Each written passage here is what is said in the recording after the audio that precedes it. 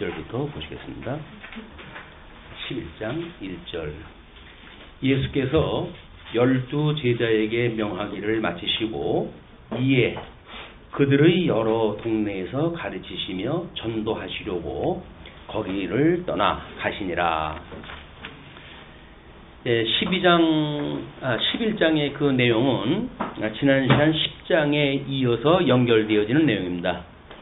10장의 그 내용이 제사 파송을 위한 교훈의 내용들을 우리가 살펴보았는데 11장에 가게 되면 세례 요한의 이야기 또는 심판의 이야기 뭐 이런 것들로 연결이 되어져 있어요. 근데 그것은 일단 우리가 구약성경에서 신명기 18장 28절 만일 선지자가 있어 여호와의 이름으로 말한 일에 증험도 없고 성취함도 없으면 이는 여호와께서 말씀하신 것이 아니요 그 선지자가 제 마음대로 한 말이니 너는 그를 두려워하지 말지니라.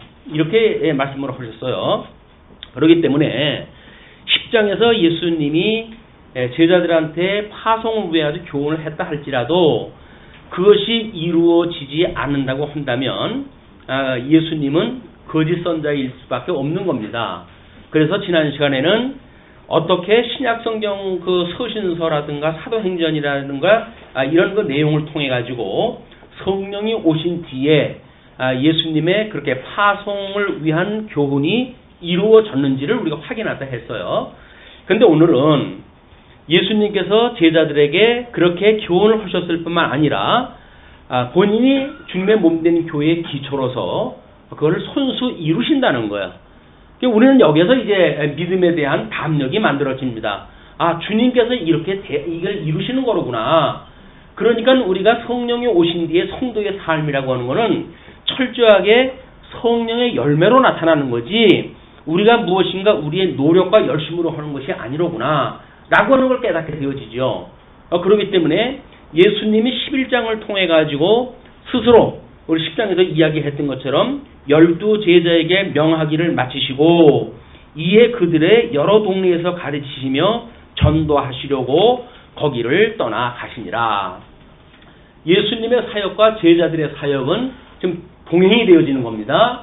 그 동행되어진다는 걸 우리가 이제 하나님의 동역자다 이렇게 이야기도 하고 또 이제 그 뒤에 나오겠지만 멍에라고 하는 두 소가 한 결회가 같이 끌고 가는 그 멍에가 한 멍에예요. 그 한 멍에라고 하는 그것이 예수님과 성도들이 함께 미고 가야 되는 멍에입니다. 그러니까 예수님이 그걸 다 하시는 거예요. 근데 우리는 곁에서 그 멍에를 같이 미고 있음으로 해가지고 그걸 다 이루신다고 하는 거를 이제 본문을 통해서 깨닫게 되어지게 되면 내가 살아가는 모든 믿음의 역사가 이게 하나서부터 100까지 다 하나님의 은혜로구나 라는 걸 깨닫게 되어지는 거예요. 하나님의 은혜를 깨달았을 때 비로소 우리는 이 믿음 생활에 생동감이 만들어지죠. 내가 뭘 연출한다고 하는 사람도 열심은 있어요. 그러나 그건 자기 열심이지 하나님의 영광의 계시가 아닙니다. 하나님께서 하나님의 영광을 지금 계시하시는 사건이기 때문에 우리는 성경을 통해 가지고 주님께서 오늘 나로 하여금 호흡을 하게 하시고 교회당의 발걸음을 인도하시고 오늘 이 자리에 있게 하시고 하나님의 말씀을 듣게 하시고 그리고 믿음의 열매가 이제 아직은 우리가 말씀을 듣고 있는 중이니까 맺게 하시겠구나라고까지 믿어지는 거예요. 그것이 오늘 우리들이 공부할 내용입니다. 하나님의 말씀을 듣고 주님께서 해가신다고 하는 믿음이 없으면 우리는 이 공부 하나 많아요. 말씀 들으나 마나. 왜? 여전히 내가 해야 되는데 나는 힘도 없고 능도 없고 될 가망이 없으니까 포기를 갖다 해야 되고 그러나 주님께서 해가신다고 하는 말씀이 믿어지게 되어지면 나는 아무것도 아니로되 우리 주님께서 하신다고 그러는데 내가 뭘 거기에서 내 자랑을 갖다 하고 싶은 것이 있겠어요. 다 이 주님의 은혜라고 하는 것을 깨닫게 되어지고 우리는 아주 깊은 은혜의 믿음 생활을 하게 되어진다. 이런 우리 신앙적 감각을 가지시고 본문을 이해를 했으면 좋겠습니다. 자, 그렇기 때문에 우리 그 주보에다가 제자 파송 교훈을 친히 이루신 사역이라고 해가지고 옆에다 이제 그 11장에서 성취되어진 내용을 소개했다 했어요. 그 왼쪽에 있는 것은 지난 시간에 제자 파송을 위한 교훈이라고 하는 그런 주제였어요. 그 주제를 예수님께서 어떻게 친히 이루시는지를 11장 내용을 통해서 우리가 확인되어지는 것이 본문 이해입니다. 근데 이런 구조적인 어떤 그 구조가 없으면 사람들은 본문에서 세례 요한에 대한 이야기 또는 심판에 대한 이야기 또 회개치 않는 자들에 대한 정죄 이야기 이런 본문의 내용에 이제 빠져버리기 때문에 마태가 지금 무엇을 목표로 해가지고 기술해 가고 있는지 그런 논리를 놓치게 되어지는 겁니다. 우리는 마태라고 하는 지금 이 마태복음 기자가 의도한 바가 있어요. 예수님은 구약의 언약대로 오신 참 선지자. 물론 이제 이 마태복음 전체가 직임을 통해 가지고 하는 증거지만 지금 우리가 이해하고 있는 5장서부터 16장 12절까지가 선지 직임을 통해 가지고 증거하는 내용이라고 그러지 않았습니까? 그럼 그 선지직을 통해 가지고 우리는 그 내용을 확인하게 되어지는 겁니다. 자, 그러면 이제 2절에 보시게 되면 이렇게 이야기가 계속이 되어집니다. 요한이 옥에서 그리스도께서 하신 일을 듣고 제자들을 보내요. 예수님이 복음 증거를 하러 갔던 그 장면과 전혀 상관없이 이제 그 제자들은 이미 떠났죠. 그러면 예수님이 있는데 그 요한이 옥에서 그리스도께서 하신 일을 듣고 제자들을 보내가지고 예수께 여짜오는 일이 이제 소개가 되어지는 거예요. 여짜오되 오실 그이가 당신이 오니까 우리가 다른 일을 기다리오리까? 라고 질문을 했다 합니다. 자, 우리 세례 요한에 대한 이야기는 우리 예수님이 이제 중보자로 오셨던 그 그리스도임을 증거하는 사역을 1장서부터 4장까지 소개가 되어지는데 그때 등장했던 인물이에요. 그리고 예수님한테 세례를 베풀었던 인물이고 나는 당신의 신들매도 들기가 어렵습니다. 라고 고백을 했다 했던 사람이거든요. 그럼에도 불구하고 그 세례 요한이 어떻게 그 예수님이 오실 그이가 당신입니까? 라고 하는 질문을 할 수 있었을까? 라고 하는 그것에 어떤 회의가 포함되어져 있는 이야기이기 때문에 역사적 배경을 우리가 이해를 해야 됩니다. 그게 뭐냐면 세례 요한은 이제 헤롯이 자기의 동생 부인을 취하는 이런 그 사건을 통해 가지고 그걸 비난을 갖다 하죠. 그걸로 인해 가지고 지금 옥에 갇힌 상태란 말이에요. 이때 요한이 갇혀져 있는 그 옥이라고 하는 것은 사방이 벽으로 해가지고 갇혀져 있는 아주 심각한 그런 그 감옥이라고 이야기를 합니다. 그런 그 옥에 있었고 다만 그 요한이 사람들이 선지자로 알아보고 있기 때문에 그를 쉽게 죽일 수 있는 그런 그 조건이 아니죠. 그러니까 그 요한을 나름대로 어떤 옥에 갇혀져 있지만 제자들과 만나는 이런 그 공간을 허락을 갖다 했고 그런 그 입장인 것 같아요. 그래서 요한이 지금 이제 이야기를 한 거예요. 요한이 제자들한테 야 예수님이라고 하는 사람한테 가가지고 오실 이가 당신입니까? 아니면 다른 사람을 기다리는 것이 맞습니까? 하는 거 한번 여쭤봐라. 라고 이야기를 했던 거예요. 왜?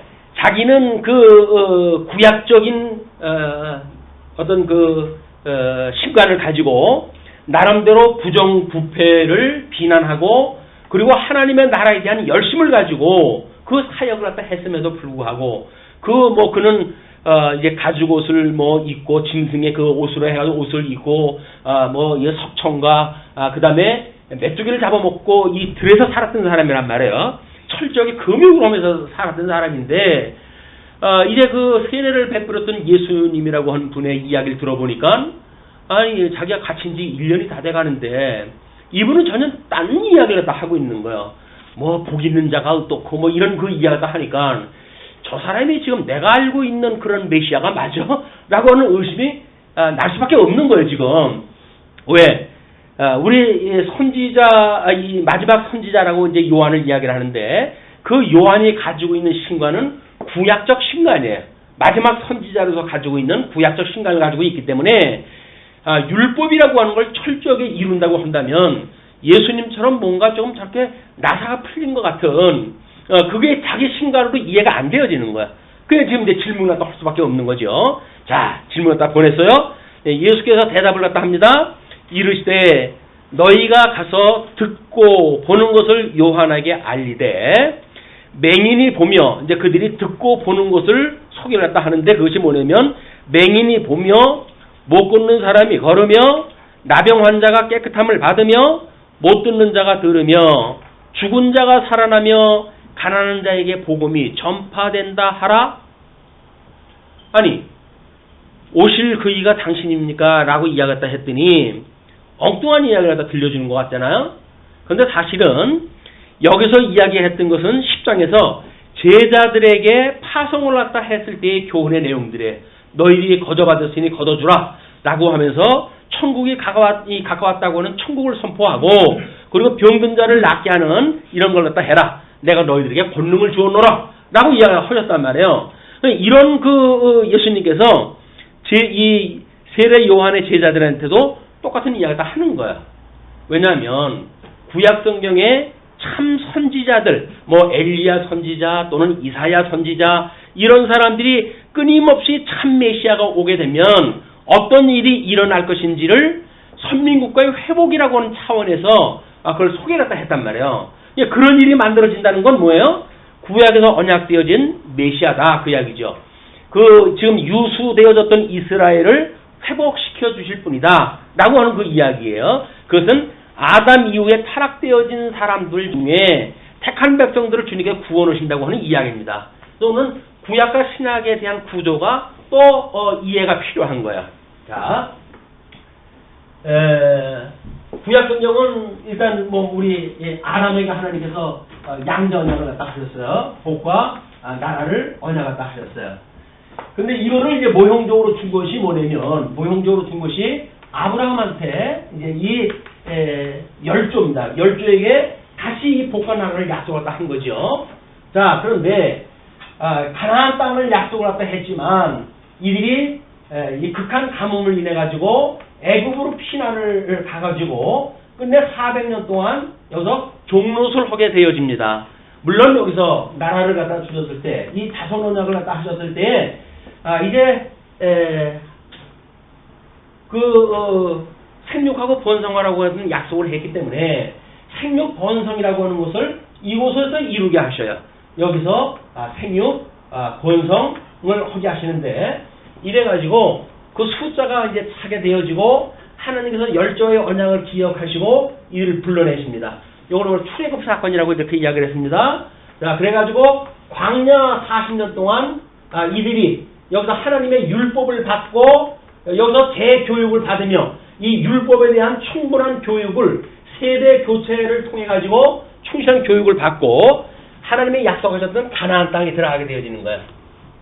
네, 이 가나안 땅에 들어가게 되어지는데 그 가나안 땅에 들어가 가지고 이들이 하나님께서 약속하셨던 소위 저 나라입니다. 나라를 창건하게 되어지지만 곧 북쪽 이스라엘과 남쪽 유다로 분국이 되어지고 그리고 북쪽 이스라엘은 아수르에 의해 가지고 721년에 완전히 멸망이 되어지고 남쪽 유다만 이제 586년에 포로로 끌려가게 되어지죠. 그럼 우리가 유수라고 이렇게 이야기를 했어요. 자, 포로로 끌려가지고 이제 주권을 상실하고 하나님의 백성임에도 불구하고 하나님의 주권 이 어떤 하나님께 주셨던 나라의 주권을 상실하고 다른 나라의 포로 신세가 되어졌다. 이때의 선지자들이 회복을 약속을 한 겁니다. 예언을 한 거예요. 하나님께서 아담에게 주셨던 것은 이제 모형적으로 이루어졌을 때 노아의 8식구를 구원하는 그런 사건을 통해 가지고 예표적으로 하나님의 구원을 보여주셨어요. 그렇기 때문에 선민국가도 회복에 이른다는 겁니다. 그리고 신명기에서 약속되어지기를 우리가 뭐 본문 늘 확인하다 하는 일이지만 내가 약속한 땅에 들어가게 되면 너희들은 속히 나를 버릴 것이야. 그리고 그럴 때에 내가 너희들을 열국으로 흩어버릴 거야. 라고 이야기를 또 하셨어요. 그러나 너희의 마음을 다하고 뜻을 다하여 돌아온다고 한다면 너희는 나의 백성이 되어지고 나는 너희의 하나님이 될 것이야. 라고 해가지고 이미 여기서 언약이 되어진 거야. 언약되어진 대로 지금 이 하나님 나라가 이루어지고 있단 말이에요. 자, 그래서 이루어지고 있는데 이 회복되어진다고 하는 그 나라를 우리가 끊임없이 아직도 미완이라고 그렇게 이야기를 하지 않았어요. 왜냐면 바벨론에 이들이 포로로 끌려갔는데 바벨론에서 메대, 바사, 헬라 그리고 끝내 예수님이 오셨을 때 로마 제국에 이르기까지 주권을 상실하고 살아가고 있는 상태란 말이야. 자, 그러고 400년 동안 하나님께서 특별 계시를 침묵을 갖다 하십니다. 이 400년 동안 침묵되어져 있는 이 기간 동안 이 이스라엘 백성들은 뭐가 만들어졌다고요? 유대주의라고 하는 게 만들어졌다 그랬죠? 유대주의. 이건 철저하게 왜곡되어진 우리 율법주의이고 잘못되어져 있는 구약성경에 대한 이해로 말미암아 가지고 이 사람들은 스스로 뭔가 뭐 바리새이파가 됐든 사두개파가 되어졌던 자기네들이 믿는 신관에 의해 가지고 성경을 왜곡되어진 세력에 의해 가지고 유대주의라고 하는 게 만들어졌고 이때 예수님이 오셨는데 이 예수님을 정죄하는 자들로 이들이 등장을 한다는 거예요. 자, 이렇게 되어지니까 예수님이 이 땅에 오셔가지고 지금 제자들한테 파송을 보냈잖아요. 그 파송을 보낸다는 이야기가 뭡니까? 이게 하나님이 약속하셨던 가나안 땅이라고 그랬어요. 이 가나안, 이 땅은 하나님께서 이 땅 언약을 하셨을 때 여기서 너희들은 정복하라 이렇게 약속했어요. 정복하라. 이 하나님 나라를 이 가나안 땅을 정복해라 그 이야기예요. 왜? 여기는 7 족속이 살고 있으니까. 자, 이런 구약적인 배경을 가지고 본문을 읽어 나가게 되면 예수님이 오신 이후에 예수님이 말씀하시는 그 내용이 그대로 이제 해석이 되어지는 거예요. 이 구약적인 언약의 원역을 놓쳐버리게 되면 여기서 각자가 자기 소견들을 이야기를 하게 되어집니다. 그러나 이 구약의 언약이라고 하는 구조를 가지고 예수님이 하셨던 11장 말씀을 이해하게 되어지면 그 얘기가 그 얘기로구나 이렇게 이제 이해가 되어진단 말이에요. 그렇게 됐을 때 이 구약 성경을 통해 가지고 언약하셨던 우리 하나님께서 메시아를 보내주시고 그러므로 이 메시아가 하나님과 언약을 이루시는 성취하시는 분으로 등장을 허물어 해가지고 예수를 믿는 자마다 영생을 얻고 하나님 나라의 백성으로 살아가는 걸 우리가 믿게 되어진단 말이에요. 자, 이런 구조를 가지고 한번 보십니다. 자, 이제 그렇게 전파된다 하라. 누구든지 나로 말미암아 실족하지 아니하는 자는 복이 있도다 하시니라. 실족이라고 하는 건 뭐예요? 지금 여기서 우리가 이 아브라함이 하나님께 주셨던 복을 상실했던 개념 이것이 이게 저주받은 상태란 말이에요. 그러니까 이렇게 주님께서 언약하셨던 그거를 이제 불순종을 갖다 해가지고 상실할 때마다 이 사람들은 저주받은 백성인 것이 드러나니까 여기서 예수님께서 나로 말미암아 실족하지 아니하는 자, 내가 지금 첫째 아담에게 언약했던 그 언약을 이루러 온 메시아야. 구약성경에서 너희들이 그렇게 주야로 묵상하고 하던 말씀이 바로 나야. 그런데 내가 지금 비록 오기를 너희들이 기대하는 것처럼 이 로마 제국을 물리치고 그리고 통일 왕국을 세울 만한 왕 중의 왕으로 등장을 또 하지 않았다고 해가지고 목수의 아들로 가난한 자로 이 땅에 왔다고 해가지고 너희들이 나를 메시아로 알아보지 못한다고 한다면 너희들은 복 있는 자가 아닌 것이야. 너희들이 복 있다고 하는 이야기는 내가 비록 이렇게 낮아진 신분으로 왔다 할지라도 구약의 성경에 이루어진 것을 통해 가지고 저거는 구약에 언약되어진 메시아가 맞아 라고 했을 때 너희는 복 있는 자야 그 이야기예요. 여기서 주셨던 이 복을 상실했지만 그 복 있는 자라고 하는 특징은 비록 예수님이 사람들이 보기에는 낮은 모습으로 왔지만 그것이 메시아로 알아보게 되어진단 말이에요. 세상 사람들은 여기서 끊임없이 뭘 지금 추구하고 있어요? 세상적 성공, 이 세상적 어떤 그런 국가관 이런 걸 가지고 지금 이해를 하고 있으니까 예수님께서는 그런 모습으로 전혀 오시질 않은 거예요. 이 사람들이 예수님이 하나님의 이름으로 왔다는데 왜 겁을 갖다 할까요? 볼품없는 인물로 왔거든요. 이 사람들이 이런 가운데 지금 큰 대망 사상을 가지고 살아가는 사람들인데 이런 모습으로 와가지고 무슨 하나님 나라를 이루겠냐. 적어도 다윗같이 골리앗을 쳐질 수 있는 그런 이런 왕 중에 왕으로 오면 모를까. 겨우 목수의 아들로 와가지고 뭘 어떻겠다는 거야. 이 사람들이 비아냥 걸 수밖에 없어요. 이 눈 뜨고 보는 세상 속에서는 그 주님이 보이지 않는 거예요. 하나님께서 우리의 눈을 열어주시고, 그리고 이분이 하늘로부터 오셨던 하나님의 아들이신 하나님이라고 하는 것이 우리가 깨달아졌을 때 비로소 저분이 하나님이로구나 이걸 믿게 되어진단 말이에요. 근데 겨우 육신의 눈으로 해서 시력 2.0밖에 안 되는 우리의 눈 가지고 이 예수님을 알아볼 수가 없어요. 하나님께서 우리의 이 눈에 이 비늘을 벗겨내고, 그리고 신령한 세계를 볼 수 있게끔 했을 때 비로소 우리는 생명의 주인이신 예수 그리스도를 만나게 되어지고, 그분으로 말미암아 저주로부터 복으로 이루어지고 영생을 얻게 되어진다. 자, 그렇게 되는데 이제 7절서부터 본격적으로 세례 요한을 들어가지고 자신이 그리스도임을 가르치십니다. 그들이 떠남에, 뭐 알고 떠나는지 모르겠어요. 그들이 떠났어요. 그들이 떠남에 예수께서 무리에게 요한에 대하여 말씀하실 때, 이제는 무리들한테 그 요한에 대한 이야기를 합니다. 그들이 떠남에 예수께서 무리에게 요한에 대하여 말씀하실 때, 너희가 무엇을 보려고 광야에 나갔더냐? 바람에 흔들리는 갈대냐? 갈대라고 하는 거는 뭐 흔히 시체말로 여자의 마음은 갈대라고 이렇게 이야기를 하잖아요.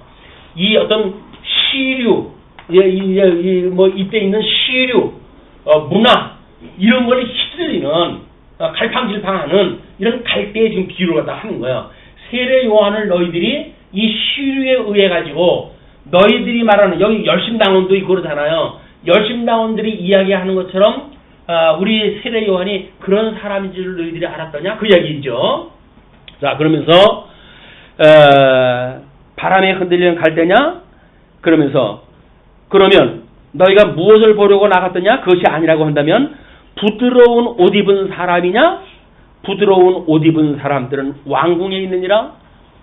이제 이 시류에 의해 가지고 지금 바람에 이 흔들리는 어떤 그런 사람인지, 아니면 너희들이 말한다고 하는 어떤 통치자의 입장에서 이런 비싼 옷을 입고 기득권을 가지고 있고 이런 세례 요한을 너희들이 만나려고 했더냐, 그런 그 이야기죠. 자, 그러면서 그러면 너희가 어찌하여 나갔더냐? 선지자를 보기 위함이었더냐? 옳다. 내가 너희에게 이르노니 선지자보다 더 나은 자니라. 선지자, 이때 이 회복에 대한 걸 이야기했던 사람들이 선지자라고 이렇게 이야기를 했어요. 이 선지자보다 예수님 6개월 전에 오셨던 요한이 이보다 더 크다, 그 이야기예요. 요한이 더 크다. 왜? 이 요한은 선지자들이 예언했던 건 메시아가 와가지고 회복한다고 하는 걸 보여줬지만, 마지막 그 선지자인 요한은 예수님을 직접 봤잖아요. 세례까지 베풀었잖아요. 그러니까 마지막 선지자로 해가지고 선지자 중에 가장 큰 데다 그 이야기예요. 자, 그러면서 기록된 바, 보라 내가 내 사자를 내 앞에 보내노니 그가 내 길을 내 앞에서 준비하리라 하신 것이 이 사람에 대한 말씀이니라. 가지고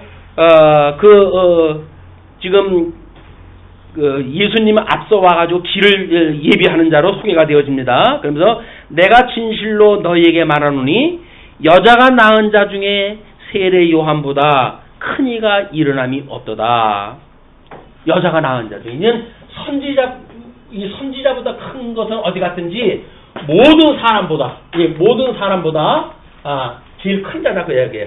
여지껏 여자가 낳은 자 중에 제일 큰 자가 지금 요한이라는 이야기예요. 그러나 이제 여기서 이제 반전이 일어납니다. 그러나 그 천국에서는 극히 작은 자라도 그보다 크니라. 천국이라고 하는 것은 우리 주님께서는 늘 뭐라 그랬어요? 회개하라, 회개하라, 이거예요. 회개하라, 천국이 갖고 왔다, 이렇게 얘기하는데, 천국이 갖고 왔다. 그런데 이 천국에서는 이 요한이 가장 구약성경에서 이렇게 큰 자였지만, 이 하나님 나라에서는 이가 가장 작은 자다 그래요. 왜? 이분들은 이제 이 천국에 임하게 되는 사람들은 어떤 사람들이에요? 요한은 예수님의 강탕까지 받지만, 성육신까지 본 사람이지만, 예수님의 고난을 당하고 끝내 십자가에 못 박아 죽이심을 당하시고 사흘 만에 부활하시고, 이거를 믿는 사람들이 지금 천국에 들어간 거 아니겠어요? 그러니까 성육신 정도의 역사 인식을 가지고 메시아를 봤던 요한보다는 예수 그리스도가 십자가에 죽으시고 부활하셨던 모든 역사를 봤던 이 성도라고 한다면 천국에서 이 요한보다도 크다 그 이야기야. 이 천국의 가장 작은 자가 요한보다 크다 그 이야기예요. 그러니까 여러분들은 어떤 분이라고요? 요한보다 크신 분들이에요. 자부심을 가지시고 사시기 바랍니다. 천국에서 가장 이 요한이 적다고 일컬음을 받는 요한이 그 하나님의 말씀을 따라서 살려고 해가지고 엄청난 금욕을 갖다 하면서 살았던 사람 아닙니까? 그럼에도 불구하고 천국에서는 가장 작은 자라는 거예요. 여러분들은 금욕을 했어요? 뭘 했어요? 다만 예수 그리스도를 우리가 이 예수님을 그리스도로 믿음으로 해가지고 하나님 나라의 백성이 되고 보니까 우리가 요한보다 더 큰 자로 이 구약의 모든 언약을 성경대로 죽으시고 성경대로 부활했던 예수 그리스도를 우리가 직접 목도하게 되어졌단 말이에요. 그분이 우리의 새 생명을 갖다 주신 거예요. 이분이 천국의 주인이시다 그 이야기예요. 자, 그렇게 해놓고 이제 12절 세례 요한의 때부터 지금까지는 이제 이 마태가 기록했다고 하면서 이야기합니다. 세례 요한의 때부터 지금까지 천국은 침노를 당하나니 침노하는 자는 빼앗느니라. 여기서 이제 사람들이 조금 고민이 생겼어요. 천국이라고 하는 것이 우리가 아름다운 어떤 천국을 연상을 하고 있잖아요. 그 천국이 침노하는 자가 빼앗는다고 이야기를 하니까 아니 이렇게 아름다운 천국을 마치 강탈하듯이 침노하는 자가 빼앗는다고 표현하다 했을까? 라고 하는 걸로 해도 성경학자들이 고민이 만들어졌어요. 그래가지고 여기가 수동태와 중간태로 이렇게 해석이 가능하다네요. 그래서 어떤 사람들은 이걸 중간태로 해석을 갖다 했을 적에는 그렇게 확장되어지고 넓어지는 개념이다. 그러므로 우리가 그렇게 보면 된다고 이야기를 하거든요. 한껏 이 성경을 사람들이 천국이라고 하는 것이 믿음으로 들어갈 수 있는 그곳인데 그거를 뭔가 그들이 이해하는 개념으로 설명하고 싶은 거예요. 근데 성경에 그냥 침노하는 자가 뺐는데요. 침노를 당한대요. 그것이 결국 우리가 천국이라고 하는 개념을 어떻게 이해하는가에 다른 거거든요. 이원론적으로 생각을 하게 되면 아름다운 천국이 있고 그리고 이 세속이 있어요. 그렇기 때문에 이 천국은 너무나 고상한 것이기 때문에 우리 침노를 하거나 침략을 당할 수가 없는 곳이라고 믿고 싶은 거예요. 그런데 사망이 생명에 상침바 되어진 것처럼 이론론적으로 복음을 이해한다고 하면 우리는 우리 예수님께서 성령이 임하시면 너희들이 권능을 얻고 예루살렘과 온 유대와 사마리아와 땅끝까지 이르는 나의 증인이 되리라 하시잖아요. 그것이 결국은 뭐예요? 땅끝까지 정복하라는 이야기예요. 그게 저기서 하나님 나라를 정복한다는 이야기는 성도들의 증인의 사역을 통해 가지고 전도의 사역을 통해 가지고 이 세상 어두운 세상 이걸 정복해내라는 거예요. 가나안 땅 7 족속이 살고 있는 이 땅을 지금 정복을 했다 하듯이 세상 사람들이 살고 있는 이곳에 직접 우리가 들어가 가지고 빛을 비춰 가지고 하나님 나라를 이루게 되어지는 거란 말이에요. 여기서 그냥 어둠의 사람들이 그냥 빛의 나라로 해가지고 홀딱 그냥 가버리는 것이 아니라 끊임없이 선한 싸움을 갖다 해가는 가정 중에 하나님 나라를 우리가 누리고 살게 되어지는 거다. 그래서 이 사망이 생명의 상침바 되어진 그 이야기는 뭐예요? 사망이 생명의 상침바 되어진 이론론적인 이해가 없으면 우리는 복음의 이해가 50%밖에 안 돼 있는 거예요.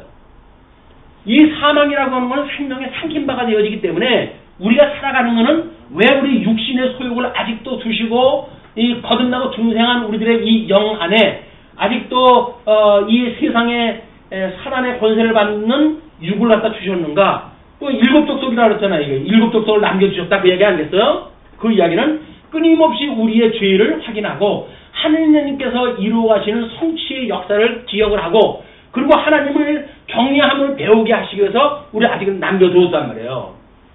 어떤 자는 금욕을 하기 위해 가지고 이 육신을 그냥 억지로 쳐가지고 복종을 하려고 애를 쓰는 그런 금욕주의자들도 있고 야, 우리가 성령으로 해가지고 이제 구원을 받았는데, 이제 뭐 그걸로 해가지고 염려가 되어지느냐? 그래가지고 쾌락주의를 지향하는 자가 있어, 여기에.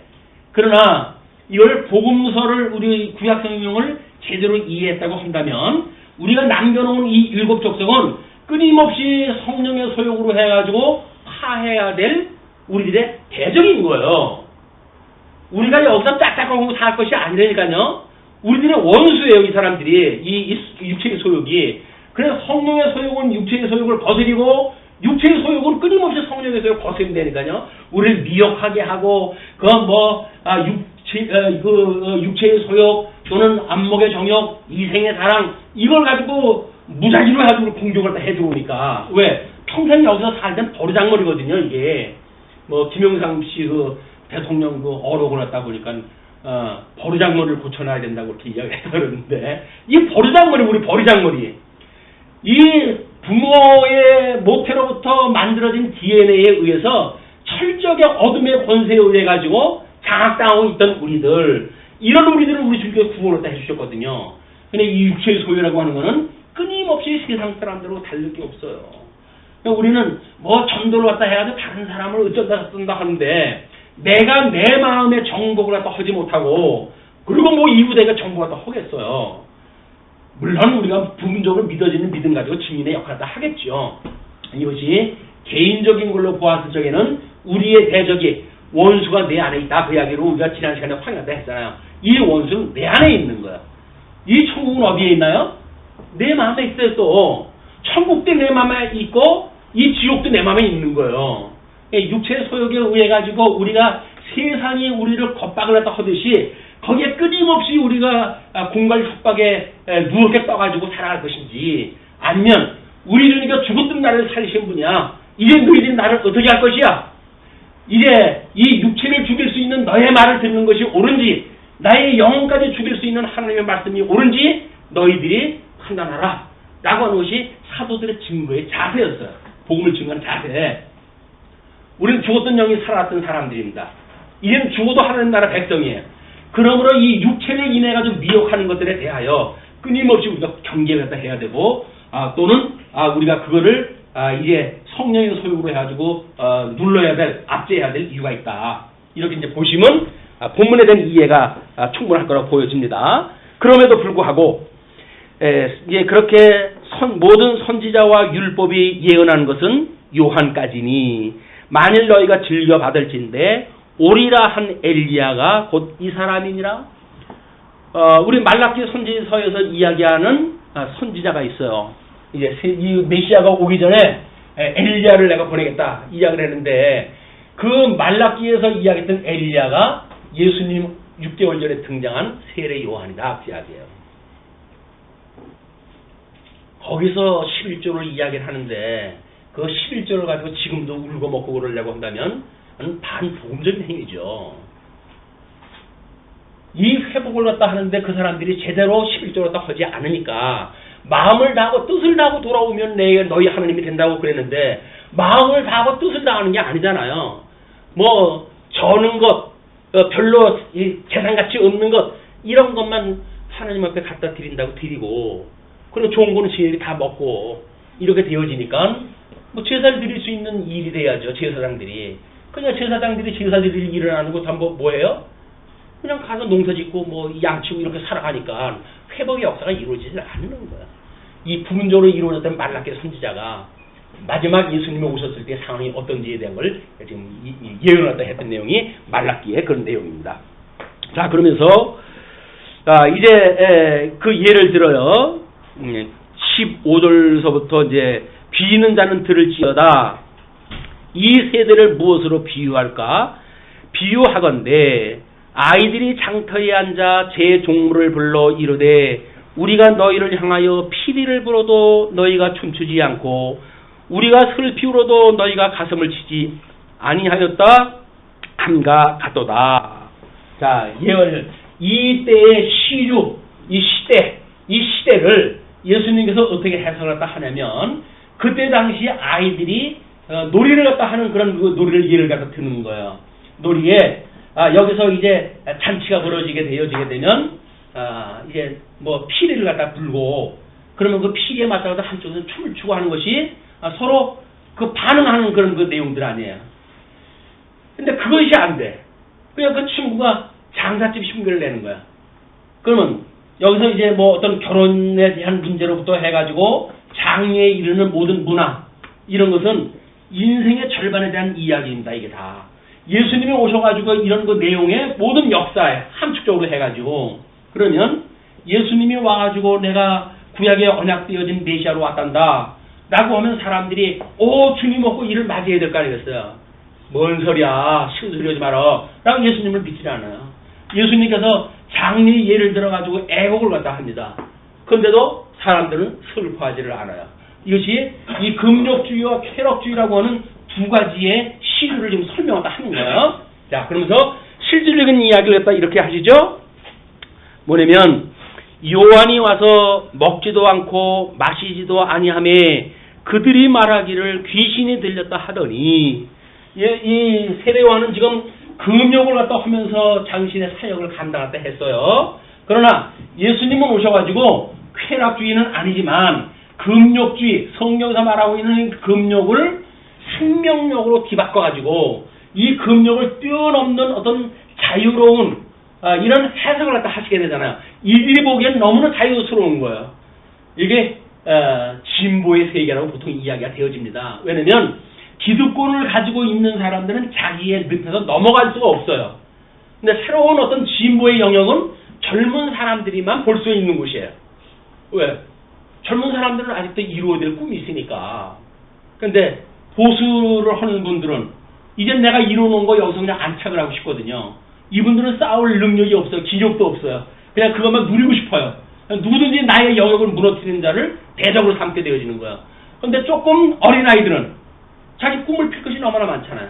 현재는 이 뭐 기본 세력에 의해 가지고 좀 누리고 살고 있잖아요. 근데 젊은 세대가 그걸 누리고 사는 걸로 만약에 만족하고 만다고 한다면 아마 이런 어떤 시류의 발전은 없을 거예요. 근데 끊임없이 젊은이들은 꿈을 먹고 살아요. 그래서 현재에 만족하지 않아요. 그래서 기득권에 대하여 끊임없이 반대를 제기하고 이론을 제시하고 그렇습니다. 그렇게 되었을 때 그거를 진보다 우리가 이제 세상에서는 그렇게 나눠 놓는 거예요. 자, 그런데 요한이 와서 먹지도 않고 마시지도 않고 하니까 귀신 들렸다고 하더니 인자는 와서 먹고 마시에 말하기를 보라 먹기를 탐하고 포도주를 즐기는 사람이요 세유와 죄인의 친구로다 하니 지혜는 이렇게 친구로다 하니 그래서 안 먹는 사람은 안 먹는다고 해가지고 시비 걸고 먹는 사람은 먹는다고 시비 걸고 이것이 기득권자들의 특징이에요. 자기 거 아니면 전부 시비거리야. 그래가지고 세례요한도 비난의 대상이 되어지고 그리고 예수님도 비난의 대상이 되어진 거예요. 그러니 예수님 결론으로 이렇게 이야기를 합니다. 지혜는 그 행한 일로 인하여 옳다함을 얻느니라. 우리 예수님은 지혜로 오신 분이에요. 그죠? 우리 뭐 잠언서라든지 이런 시가서에서 끊임없이 우리 예수님이 이 지혜자로 설명이 되어져요. 이 지혜자라고 하는 것은 우리 하나님의 언약대로 이루시는 분을 우리가 지혜자라고 이렇게 이야기하거든요. 우리 지혜라고 하는 건 뭐예요? 하나님의 만사를 언약대로 이루신 분이 이루셨다는 걸 깨닫는 사람들이에요. 지혜자, 내 능력으로 뭘 한다라고 하는 지혜자가 아니라 하나님의 만사가 언약대로 이루어진다고 믿는 사람을 우리가 지혜자라고 이야기한단 말이에요. 거기에 방법이 있기 때문에 그렇거든요. 그렇기 때문에 이 지혜는 예수님이 하시는 그런 그 일들은 뭐를 통해서 알 수가 있다고요? 행한 일로 인하여 옳다함을 얻는다요. 그 행하는 일이 뭐예요? 당신이 참 선지자로 우리 그 주보에 나와져 있는 것처럼 여호와의 이름으로 말한 일에 증언도 있고 성취하는 일도 있고 이런 사람들을 뭐라? 참 선지자란 말이에요. 참 선지자. 그런 걸로 증언이 되어지는 거예요. 너희들처럼 그저 어떤 그 지금 로마의 제국의 통치 아래 있으면서도 종교적인 그런 거 기득권을 가지고 거기 안착을 하려고 그렇게 하고 너희를 반대하는 세력들을 제거하려고 하고 이러는 세계가 아니다. 지혜는 하나님의 언약한 대로 이 땅에 오셨고 그리고 이제 새로운 나라를 열어가실 거예요. 이 새로운 나라. 이 새로운 나라라고 하는 그 이야기는 여기서 말하고 있는 가나안 땅의 나라와 같습니다. 그렇기 때문에 이 새로운 나라는 누가 들어간다고요? 어린아이들이 들어가는 곳이에요. 왜 어린아이가 들어갈까요? 광야에서 세대교체가 다 되어지고 세대 교차되어진 사람들이 이 가나안 땅에 들어가는 겁니다. 뭐 어린아이라고 그러니까는 뭐 순결하고 무슨 뭐 순종적이고 이런 어떤 인성적인 걸 가지고 설명을 하면 안 돼요. 지금 이 구약 성경 전부 구조를 가지고 설명이 되어져야 되기 때문에 어린 자라고 하는 그 이야기는 광야에서 거듭난 자, 세대 교차가 되어진 자, 그리고 신명에서 대교육을 받은 자, 이런 자들만이 가나안 땅에 들어가서 가나안 땅의 그 하나님 나라를 누리고 살 수가 있단 말이에요. 그거를 지금 예수님이 오셔가지고 어린 자들이 누릴 곳이라고는 천국을 지금 소개하는 겁니다. 자, 예, 그러면서 20절서부터 이제 24절까지 불신시 구약 성도가 받은 화보다 더 큰 화를 선언을 갖다 하십니다. 예, 예수님이 새로운 나라를 지금 선포를 갖다 하시고 당신이 이 나라를 세우시는 분으로 오셨다고 하는 걸 지금 소개하는 거 아니에요. 그럼에도 불구하고 나를 믿지 않으면 구약성경 선지자들이 말한 것을 믿지 않던 사람들보다 나의 말을 듣지 않은 사람들은 그 화가 더 크다라는 이야기를 하는 겁니다. 요걸로 비계가 되어지면 되겠죠. 선지자의 말을 듣는 자들은 회복에 참여가 되어질 것이고, 그러나 그 선지자는 요한보다도 적고, 요한은 우리 이 천국에서 가장 작은 자인데 우리 예수님의 천국의 주인으로 오신 분 아니겠어요? 이분을 믿지 않는다고 한다면 너희들은 선지자들이 말한 내용을 믿지 않음으로 회복에 참여하지 못했던 것처럼 나의 말을 믿지 못하는 자들은 아담의 그 저주 아래로부터 너희들은 회복될 수가 없어. 그 이야기를 하는 거예요. 자, 예수께서 권능을 가장 많이 행하신 고울들이 회개하지 않으므로, 권능을 가장 많이 행해서 이제 뭐 이 권능이라고 하는 거는 아까 이야기했던 병자를 고치고 안진뱅이가 일어나고 뭐 이런 그 특적적인 사건이죠. 가장 많이 행하신 고울들이 회개하지 아니하므로 그때에 책망하시되 화 있을진저 고라시나 화 있을진저 베세다야. 예, 지금 이거는 뭐예요? 가장 그 많이 행하신 고울들의 이름이죠. 그래서 어디 있느냐는 그 중요하지 않아요. 지금 현재 지명이 어디냐는 그 중요하지 않습니다. 뭐냐면 예수님의 권능을 가장 많이 행했던 지역이에요. 고라시나 화이슬저 벳세다야, 너희에게 행한 모든 권능을 두로와 시돈에서 행하였더라면, 두로와 시돈이라고 하는 것은 베니게라고 하는 우리 이제 이스라엘의 여기가 이제 남쪽 유다, 북쪽 이스라엘이 있으면 이쪽에 그 베니게라고 하는 해안 지역이에요. 이 사람들은 무역업이 엄청나게 발달을 갖다 해가지고 부가 하늘을 찌를 만큼 부유한 자들이에요. 그렇기 때문에 구약 선지자들이 이야기했을 때 이쪽 두로에 대한 그런 심판에 대한 예고가 많이 나와져 있습니다. 그런데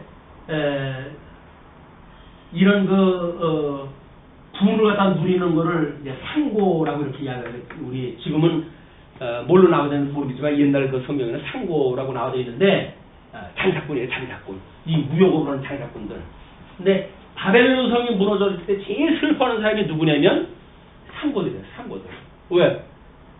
이 무역업이 다 망하고 자기네들이 생존이 어려워지니까 제일 슬퍼하는 거야. 그만큼 지금도 여전히 상업주의가 현대를 장악하고 있죠.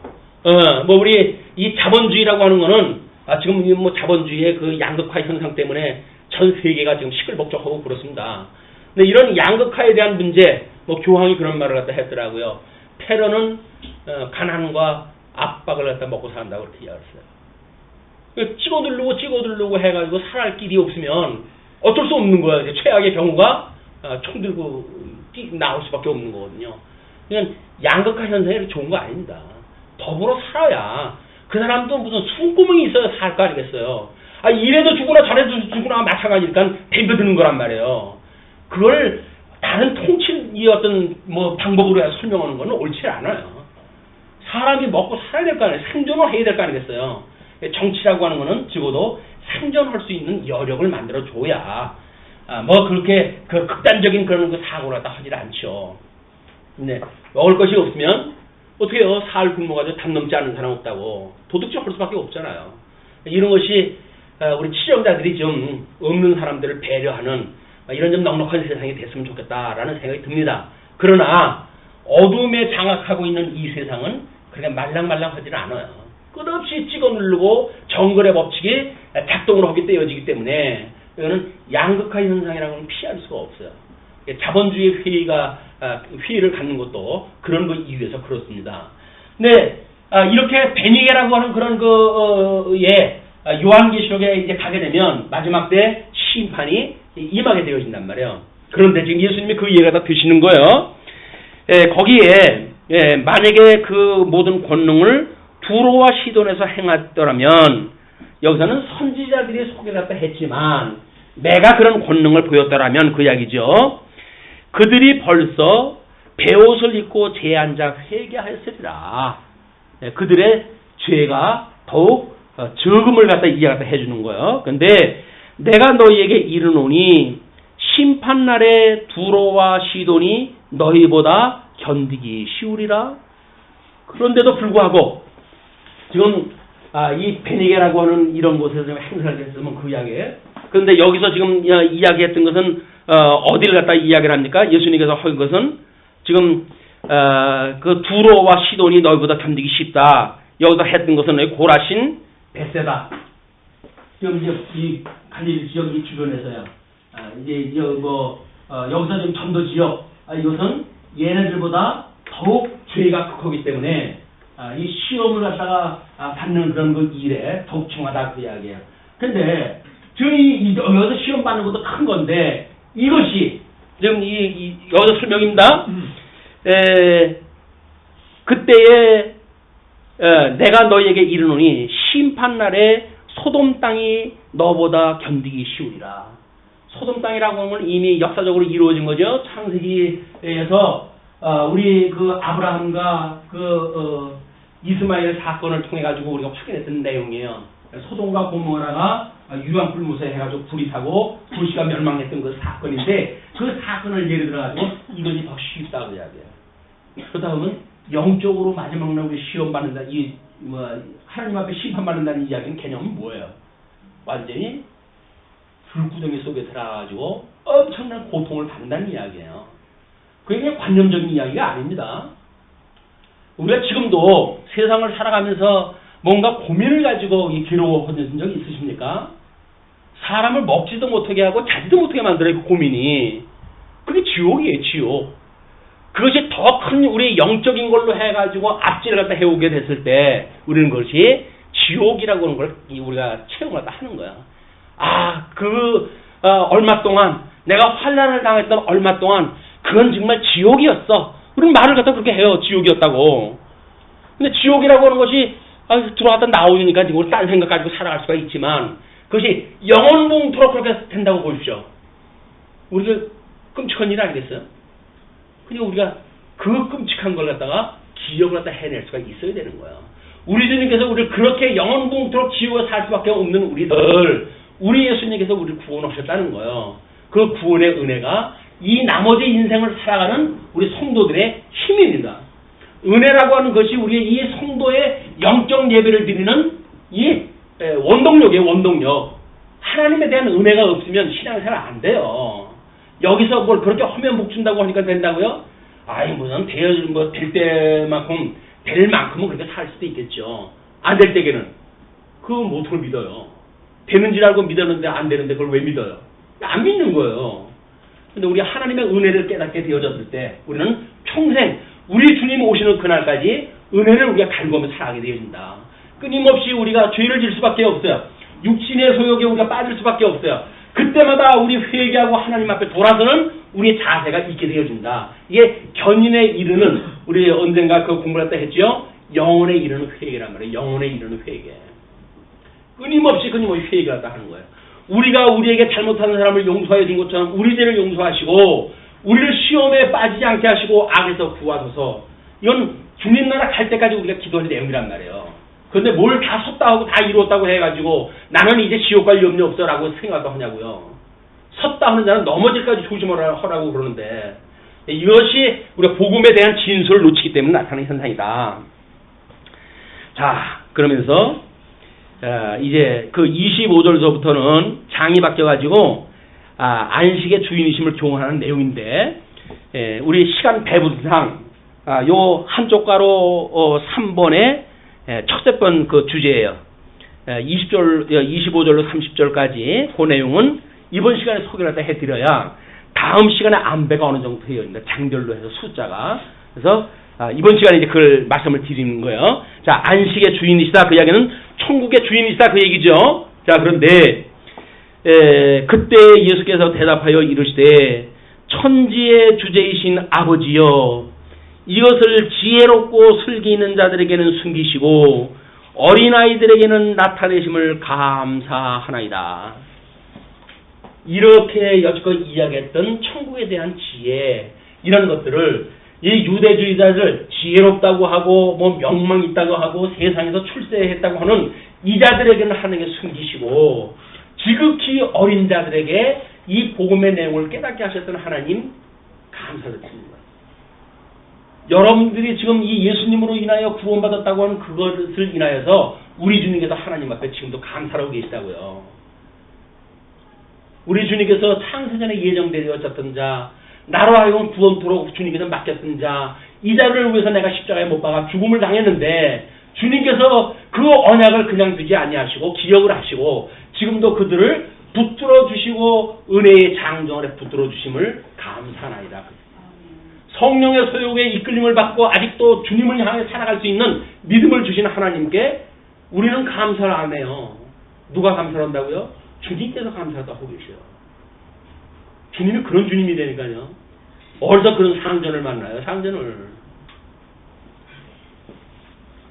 자, 그러면서 올소이다. 이렇게 된 것이 아버지의 뜻이니이다. 아버지의 뜻이에요. 이게 구약성경에 예언되어진 것이 여기서 세대 교체가 되어지고 그래서 20살 이후 이 출애굽되어지는 사람들은 여기 다 죽어야 돼요. 여기서 기득권을 가지고 강야 생활을 해왔죠. 그 사람들에 의해서 강야 생활을 갖다 무난히 해왔겠죠. 대적들과 싸웠고 이렇게 아주 왔겠죠.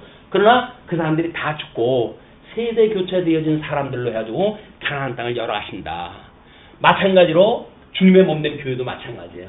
어린아이들 같은 자만이 하나님 나라에 들어갈 수 있다고 하는 그 이야기는 우리가 거듭나고 중생해서 정말 이 땅의 모든 그 우리들이 여겼던 가치, 이 가치를 포기했을 때, 예수님이 돌아가셨을 때 우리도 그 예수님과 함께 죽고 예수님이 부활하셨을 때 나도 함께 부활하였습니다 라고 했던 어린아이가 된 사람들만 하나님 나라 들어갈 수 있단 말이에요. 여기서 큰 자가 여전히 큰 거 가지고 자랑하는 사람들이 교회 와서도 큰 거, 세상 큰 거 가지고 자랑한다면 그건 교회가 아니죠. 교회는 여기서 가지고 있는 가치를 포기하는 사람들이에요.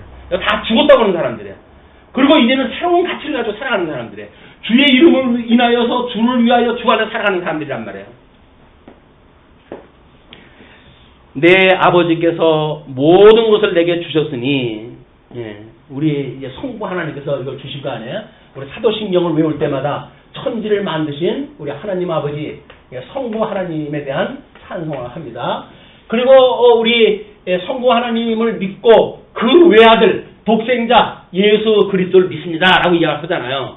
그리고 이분이 이제 승천하시고 그의 성령 하나님을 보내주셔서 하나님 나라가 어떠한지를 끊임없이 소개를 하는데 이 성령 하나님을 우리가 통해가지고 하나님 나라의 백성으로 살아가는 삶을 살게 되어지는 거예요. 그게 성령의 역사인 거예요. 이상한 짓 하는 게 성령의 역사가 아니라 귀신 신을 닦아먹는 소리 하는 게 성령이 아니라 성령은 하나님이야. 하나님이 하시는 일을 여기서 무당 구걸이 하는 것처럼 이 성령을 갖다 만들어 놓게 된다면 하나님의 이름을 만연히 여기는 거죠. 감히 그 영광스러운 하나님을 겨우 귀신 푸작거리 하는 것처럼 써먹으면서 그걸 성령의 역사라고 이야기하느냐고요. 주님의 몸된 교회는 그런 곳이 아닙니다. 아주 신사적인 것이에요. 신령한 하나님의 말씀으로 해가지고 우리 신사적으로 주님의 몸된 교회를 섬기게끔 해가시지 이상한 짓 하면서 이렇게 살아게 하시지 않는다. 그리고 세상에 돈 준다고 해가지고 이건 믿게 하고 그러지 않으신단 말이야. 끊임없이 하나님 나라가 얼마나 아름다운지 얼마나 가치로운 곳인지 하는 목적적 가치로 지향하며 살아갈 수 있는 이런 보화로운 곳이기 때문에 우리가 추구하게 되어지는 거지 세상에 즐거움을 주는 곳이기 때문에 가는 것이 아니다. 자, 그러면서 이제 아버지께서 모든 것을 내게 주셨으니 아버지 외에는 아들을 아는 자가 없고, 우리 아버지께서 보내주셨으니까 아버지 외에는 아들을 아는 자가 없고, 아들과 또 아들의 소원대로 계시를 받는 자 외에는 아버지를 아는 자가 없느니라. 아버지 외에 누가 또 안다고요? 계시를 받는 자, 이 아버지의 계시를 갖다 받는 자. 그래서 말씀운동 서원교회 우리 목표가 뭐예요? 계시의 영광을 배우고 익히는 거예요. 끊임없이 하나님의 계시의 영광을 배우고 익히고, 의의 영광을 배우고 익히고, 또 이 기업의 영광을 배우고 익히는 것이 우리 교회가 이걸 해나가야 될 일이지, 여기서 무슨 일을 갖다 한다고 해가지고 사람들을 못 살겠구냐고요. 아닌 거예요. 하나님이 해가시는 걸 믿고 깨달아지기 때문에 기쁘고 즐거운 마음으로. 이제 뭐라고 설명을 또 합니까? 그 일에 대하여 수고하고 무거운 짐자들아 다 내게로 오라. 내가 너희를 쉬게 하리라. 수고하고 무거운 짐자들아, 여기서 뭐 금욕주의로 해가지고 율법을 갖다 지킨다고 해가지고 뭐 끝없는 율법주의의 멍에를 메고 있던 사람들에게 이걸로 되어지는 것이 아닐까. 내게로 와라. 나는 여기서 이제 이야기하는 거예요. 내게로 오라. 너희 수고하고 무거운 짐자들아 다 내게로 오라. 내가 너희를 쉬게 하리라. 쉰다는 게 뭐예요? 안식한단 말이에요. 이게 하나님 나라 안식. 이 에덴 동산에서 우리 이 안식을 갖다 해야 되는데 이 안식을 상실했잖아요. 상실했어요. 이 상실했던 안식을 둘째 아담이신 예수님을 통해 가지고 우리의 성취가 되어지는 거예요. 이 천국에서. 이 천국에서 누리는 이 안식이야말로 우리가 에덴에서 상실되어진 것이 회복되어진 거란 말이야. 예수를 믿는 사람들은 안식을 누리는 거야. 안식. 아유, 교회 오면 뭔 일이 많은지 그렇게 모르겠어요. 그냥 뭐 집에서 뭐 노동하는 것보다 더 힘들어요 라고 말하는 분들은 안식을 못 누리시는 분들이에요. 교회에서 하는 일은 안식이에요. 그냥 너무 즐거워요. 너무 기뻐요. 감당할 수가 있는 거예요. 그래서 이게 이거를 해야 되기 때문에 한다고 하면 당위에 매인다고 한다면 교회 생활이 아니라 이 율법적 유대주의대로 하는 생활하고 똑같은 거예요.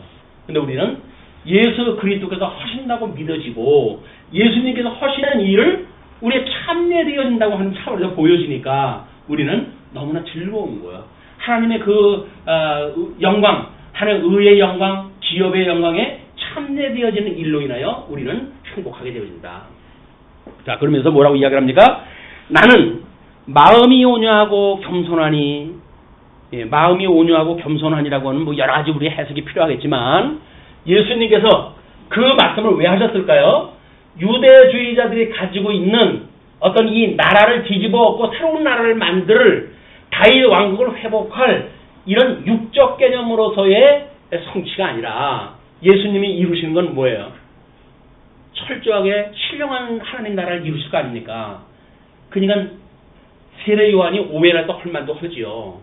자기가 봤을 적에는 뭔가 뒤집어 엎고 뭔가 왕궁을 들어가가지고 그냥 홑옷을 갖다 호령호령을 갖다 하고 뭐 이런 일이 있어야 될 텐데 이건 뭐 예루살렘 쪽은 가지도 않고 갈릴리 견들에서 빙빙 도시면서 이야기다 하니까 저분이 메시아 맞아? 라고 회의를 갖게 되어지는 거야. 근데 예수님은 뭐야?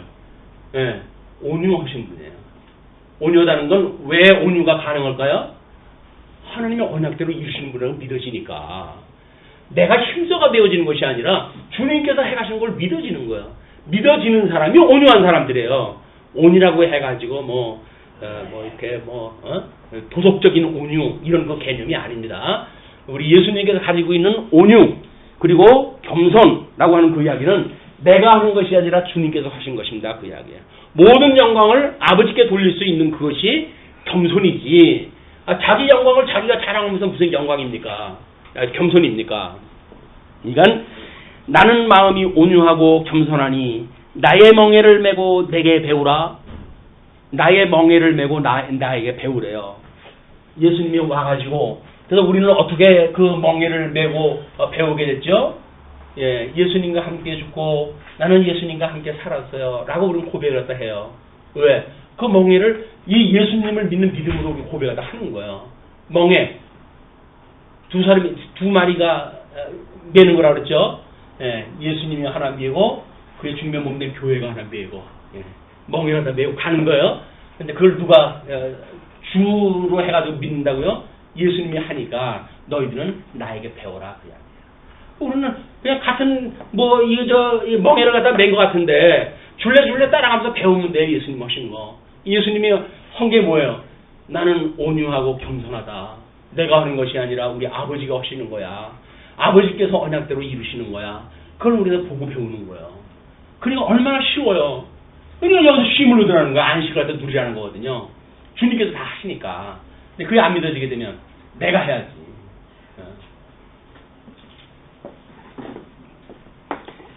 이는 내 멍에는 쉽고 내 짐은 가벼움이라 하시니라. 가벼운 멍에를 가지고 일주일 동안 평안한 그런 우리 삶을 또 보내시기 빌면서 말씀 드리겠습니다. 기도하시죠.